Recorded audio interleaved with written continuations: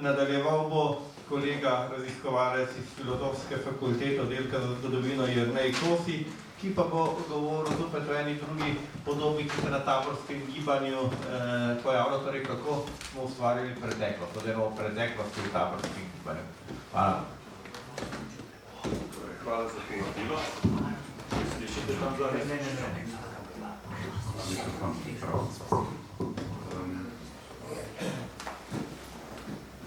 Torej, oprostite mi za ta uvodni do neke mere defetistični odstavek, ampak dejstvo je, da pač večina političnih zahtev, ki so jih na taborih artikulirali slovenski politični prvaki, v njihovem času ni bila izpolnjena.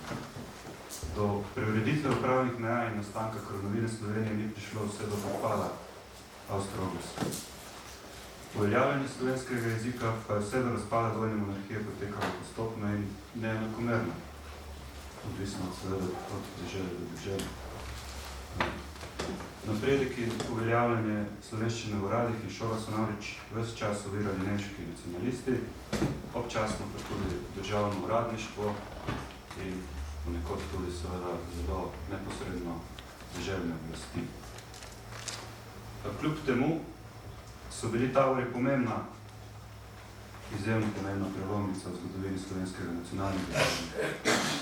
Najprej seveda zato, ker so bile preko taborov nacionalno politiko pritegnjene množice. Obenem je taborsko gibanje, in to se mi zdi dolgoročno mogoče najpomembnejši rezultat in o tem želel tukaj govoriti. Taborsko gibanje prineslo še eno pomembno novost. Namreč nekateri slovenski politični prvaki so začeli na taborih slovenske nacionalne zahteve utemeljevati s sklicevanjem na pravo ali pa domnevno narodovo preteklost. Zgodovina Slovencev je s tem dobila svoje mesto v govorih, s katerimi so slovenski nacionalni prvaki, nacionalni aktivisti za svoje politične cilje iskali podporo med slovensko govorečim prebivalstvom. Na ljutomerskem taboru je tako duhovnik Božidar Rajić ugotavljal, da naj bi bilo mogoče slovensko nacionalno resnico razbrati iz zgodovine. Zgodovina namreč potrjuje, da Slovenci že dolgo poseljujemo slovensko ozemlje. Kajti, če vprašamo, in tukaj ga citiram, gore na slovenskem, hribe in gonile, vse nam pričajo, da so jim Slovenci imeno dali, da so Slovenci od nekaj potrebivali, da na slovenskem je naš dom. Konec citata. In potem, ko je Karel Veliki osvojil naše slovensko zemljo, je nadaljeval Rajić, pa, citiram, njegovi osnovalci svetih resnic niso bili narodi našemu po volji, ker so tu jezik govorili. Čeravno je bilo med Slovence poslanih več škofov, kateri so celo po 50 voz žita pred seboj deželo vozili, niso Slovenci hoteli od njih sprejeti krščanstva. Konec citata. Kajti ljudstvo je pokazalo pripravljeno sprejeti novo vero šele, ko sta jo med njimi oznanjala Ciril in Metod v milem domačem jeziku. Podobno kot Rajić je tudi Josip Vošnjak na ljutomerskem taboru odločno zatrdil, da je slovenska dežela, citiram, naša bila od nekdaj, naša je še in naša bude ostala. Konec citata. Dolga prisotnost Slovencev na današnjem slovenskem ozemlju pa ni bila edina tema, ki so jo v zvezi s slovensko preteklostjo izpostavljali govorci. Prav začetki slovenske nacionalne zgodovine naj bi namreč dokazovali tudi upravičenost ponovne združitve vseh Slovencev v posebni upravni enoti. Na taboru v Vižmarjah je tako Janez Blajevec udeležencev opozoril, da smo bili Slovenci, citiram, nekdaj vsi ali vsaj nas veliko skupaj. Ločile so nas pa nemile okoliščine preteklih stoletij. Konec citata. Podobno je pred njim že na taboru v Sevnici razmišljal tudi Valentin Zarnik, ki je ugotavljal, da smo pred 1000 leti bili, zopet citiram, že vsi Slovenci, zdaj pa se samo poznamo kot Štajerci, Kranjci in tako dalje. Vsak izmed teh vleče na svojo stran. Zato pa ne eden, ne drug nima pravic, ki mu grejo. Samo združeni imamo upati, da dobimo vse pravice. Konec citata. Zarnik je v svojem govoru zgodovino Slovencev opisal tudi kot zgodovino mednacionalnega spopada, ki traja že stoletja. V tem spopadu naj bi bili Slovenci zmeraj na strani poražencev, kajte med tem, ko so nas v preteklosti sovražniki pokončevali z mečem in ognjem, naj bi nas tako Zadnik želeli v sedanjosti, skratka, drugi polovici 19. stoletja, pokončati z nemškim jezikom. In prav zato je Zadnik slovensko zemljo razumel kot sveto ozemlje. Prostor, kjer so v njegovem času živeli Slovenci, je namreč razumel kot zadnji ostanek, zopet citiram, velicega slovenskega posestva, katero se je nekdaj raztezalo čez Gradec, Dunaj, Tirole in tako dalje, katerega pa smo izgubili 2/3, tako da imamo zdaj svojo granico že pri Muri. Zadnji, svetli postavnik je torej, kar še imamo. Držati ga moramo z vsemi močmi, da ne bodo nekdaj naši otroci rekli, naši očetje so nam zapravili lepo deželo, ker jim ni bilo mar za njo. Konec citata. Torej, kronološki lok je vsebina zgodovine Slovencev, ki so v 60. letih 19. stoletja na taborih s tolikšnim žarom in odločnostjo zarisovali posamezni govorci, je sicer začela nastajati že nekaj desetletij prej.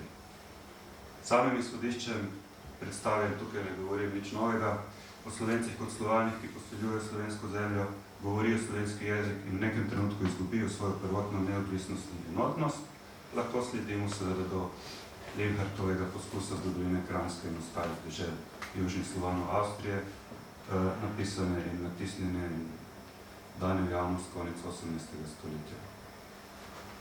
V prvi polovici 19. stoletja pa je recimo tragedija slovenske zgodovine, ki je sledila izgubi neodvisnosti po prihodu Frankov v sonetnem vencu prefinjeno besedil precej Prešeren, z mislijo, da odtod samo krvavi punt poznamo, Bojvitovca in ropanje Turčije.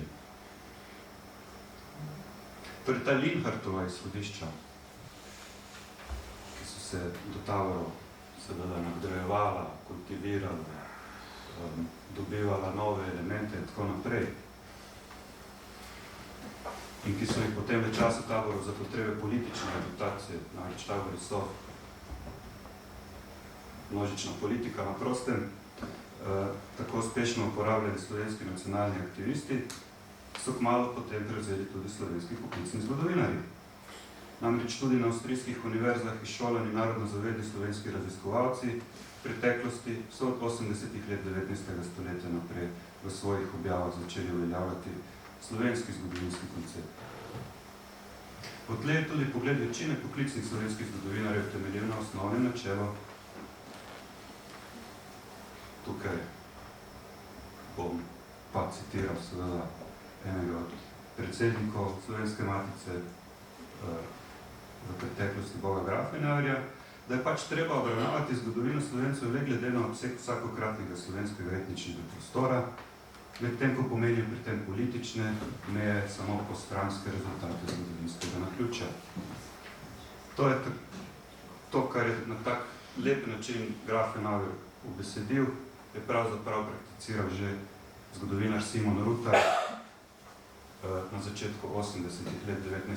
stoletja, ko je odločno zavrnil enem izmed člankov trditve nasprotnikov našega naroda, pri tem seveda postavil na stališča, ki so jih v času taborov propagirali slovenski prvaki in trdil, da ni res, da Slovenci nimajo zgodovine, to pa zato ne, ker da ne bi imeli edinstvene vse Slovence obsegajoče države. Kajti, če tudi nimamo dinastične zgodovine, ugotavlja Rutar, pa imamo zato pravo narodno zgodovino, ki pripoveda, kako se je ljudstvo na podlagi starih pravnih svojih običajev samo iz sebe razvijalo. Samo iz sebe razvijalo skozi stoletja. Torej, tisto, kar se mi zdi v tej priložnosti res še posebej pomembno in kar je vredno izpostaviti, kar je bil gotovo dolgoročni vpliv taborov na kljub relativni neuspešnosti v času, ko so potekali, je torej to dejstvo, da predstavljajo tabori začetek rave preteklosti kot elementa političnega govora in kot sredstva množične politizacije. Namreč odtlej so prav vsi slovenski politični projekti iskali in obenem tudi na takšen ali drugačen način najdevali legitimnost za svoje politične cilje v preteklosti. In nekateri kulturni artefakti, govori, besedila, vizualna in druga dela govori o tem res zelo nedvoumno in nazorno in pripoveduje o tem, kako pravzaprav je nacionalna ideja lahko en takšen izjemen poriv za umetniško ustvarjanje in kreativnost. Zdaj, ker nažalost smo v fazi slabega spanja, namreč moj otrok je najin otrok, je skratka star šele 3 mesece in to pomeni, da po noči slabo spimo, bo ta drug del pripravljen na takšen srednji amaterski način, ampak obljubljam, da bom besedilo ga razdelal malo natančneje. Rad bi namreč zgolj s primeri pokazal, kako se je ta ideja nacionalne preteklosti, kako se je ta politizirana ideja nacionalne preteklosti po letu 1918, po razpadu Avstro-Ogrske prelevila v eno uradno politiko spominjanja, en uradni pogled na preteklost na eni strani in pa tudi v eno govorico, ki je zmeraj spremljala politično delovanje. Tukaj najdemo jasno usporednico med recimo govorom na šolskih proslavi sredi 20. let, obdobje kraljevine, Srbo-Hrvatov in Slovencev in pa recimo izsekom iz vabila, ko je udeležbi na taboru v Žalcu dobrih 50 let pred tem. Govor govori isto, mislim, ta govor pripoveduje istem, kot je pripovedoval politični govor, ki ga vsebuje vabil. Drug tak primer, ki ga gotovo vsi poznate, je freska iz predverja Velike dvorane Državnega zbora, ki slika tisto, kar najdemo v tem vabilu. Sedli smo se pod lipo, takrat, ko smo še bili svobodni, smo se sedli pod lipo in tam v senci košatih lip razpravljali o težavah in problemih, ki so zadevali vse nas. In na vse zadnje, tudi v preambuli ustave najdemo nekaj, kar pravzaprav izhaja iz političnih govorov, iz poznoavstrijske, recimo temu poznoavstrijske dobe, ali pa z druge polovice 19. stoletja. Da smo Slovenci v večstoletnem boju za narodno osvoboditev spoštovali svojo narodno samobitnost in uveljavili svojo državotvornost. Mogoče na videz trivialen primer prihaja iz popkulture, ampak ta primer je imel konec 80. let izjemno mobilizacijsko moč, ponesel je del slovenstva v vsako slovensko vas. In že stoletja tu živimo, se z vihari bijemo, bratje, sestre, ne pustimo, da izginemo. Hvala.